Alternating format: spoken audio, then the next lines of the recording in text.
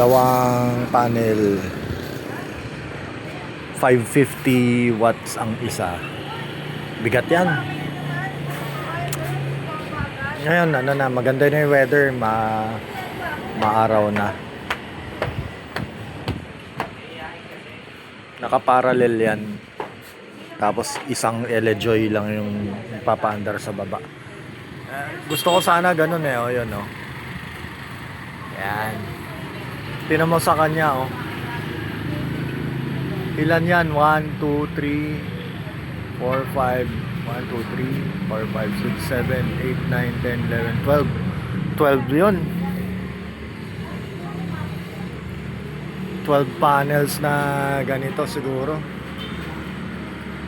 Ang isang ganyan, more or less 5,000. Oh. 10 times 12 mo yun. Mahal, no? Makakalculate mo na kagad kung ano yung power requirement sa solar panel pa lang eh. Kaya ako 3 kilowatt lang, kaya sapat na yan. Siguro pwede pa ako magdagdag dito isa pang paganon. Yan, pwede pa dito sa pang ganyan dito pag ganun naman. So maximum ko na tatlong panel. Good na ako dun. Tapos upgrade na lang ako ng battery, kahit lead acid na lang.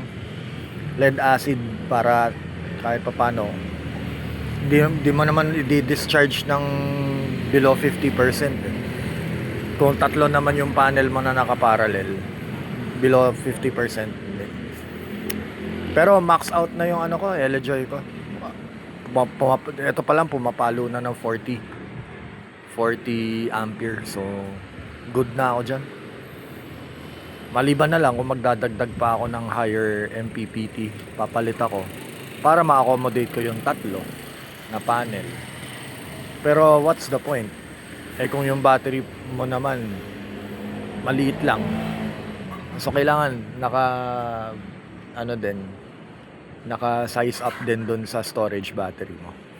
If my battery is like 800 amp hour, pwede. Ngayon nasa 200 amp hours lang ako. So maliit. Small setup lang kasi talaga yung yung inuna ko. Nag-start ako small, tapos inunti-unti ko na lang upgrade. Ako na lang ang naggawa ng iba. Yung iba pinagawa ko kay Jed. Yung unang nag-install ng system is Jed. So credits kay Jed Barracks. Ayan. Hanapin nyo na lang siya sa FB, Jed Barracks. Nag-i-install din siya. Ako ngayon di pa ako nag-i-install. Ayoko pa kasi hassle eh. Nakakapagod na mag-compute and all. Pero eventually, pag confident na ako, pwede ako mag-install. Pero bala ko hindi dito sa Pilipinas. Baka sa ibang bansa, doon ko i-apply. Doon ako mag-i-install. Mas doon eh. Mas marami ako matututunan, mas mabilis ang return kumpara dito, kasi dito ang mga can afford lang ng mga ganito yung mga may pera eh.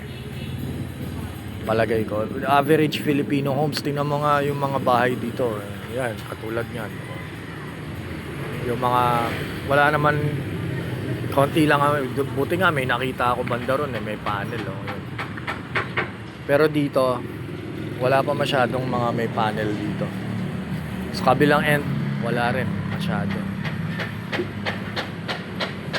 Yan lang. Satellite TV yan meron. Pero panels wala masyado. Yon, may windmill doon. Hindi ko lang alam kung nagge-generate ng kuryente yung windmill na umiikot doon sa malayo. Pero so far, ayan na yun. Hobby for me, parang hobby lang to. Pero it pays off eh. Kasi pwede ako mag-off-grid. Malapit na. Konting ano na lang, konting parts na lang, konting dagdag na lang. Baka mag-off-grid na rin ako. Malaking tipid. So, for now, ito muna.